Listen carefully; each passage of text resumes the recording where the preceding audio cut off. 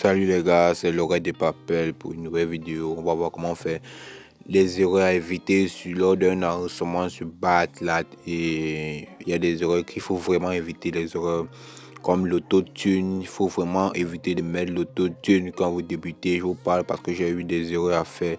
J'ai fait beaucoup d'erreurs en mettant l'autotune. L'autotune, quand vous êtes débutant, que vous ne maîtrisez pas l'autotune, ça peut bousiller votre produit.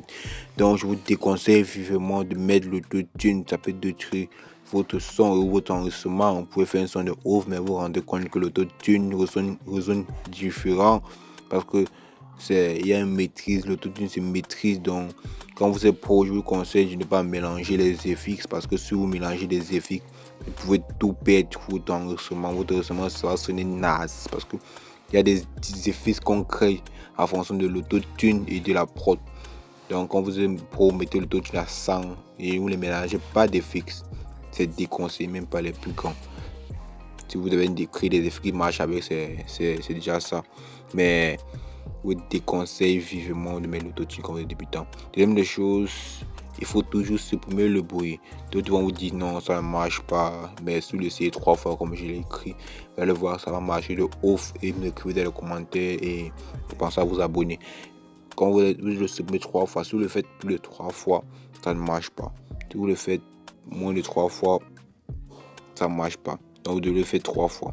Et si vous le faites plus de 3 fois, ça peut ne plus entendre votre son. Si vous le faites moins de 3 fois, ça ne va pas marcher.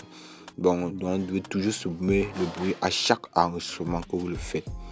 Donc soit un petit jeu, vous supprimez efficacement votre bruit. Vous allez voir, ça va marcher. Ça va toujours marcher. Faites 2 secondes là, ça marche. Ça marche pour moi. J'espère que ça va marcher pour vous. Troisième des choses qu'on va voir. Faut pas utiliser n'importe quel effet. D'autres commencent et mettent n'importe quel effet parce qu'ils ont vu d'autres utiliser n'importe quel effet. Les effets, on les choisit à fonction de notre prod ou notre beat, pour les débutants, à fonction de notre style de chanter. Parce qu'il y a Mario conseille toujours d'utiliser clean rap ou pot ou frisé ou ify cop. Vraiment, c'est pour les débutants. Conseil pour voir ma prochaine vidéo comment créer des effets.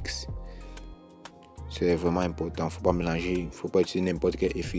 Quatrième des choses, il faut jamais mettre le volume à fond. Je vous conseille de dupliquer si possible votre enregistrement, mais ne jamais mettre le volume à fond, c'est déconseillé.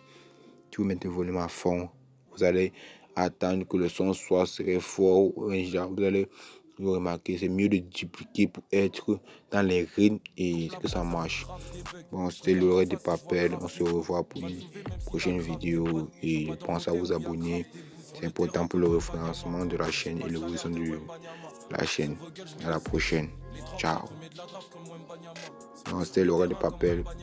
Pensez à vous abonner, à liker. C'est pour l'évolution de la chaîne, du canal.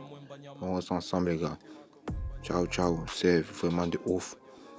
J'adore ce que vous faites pour moi. Mais ciao.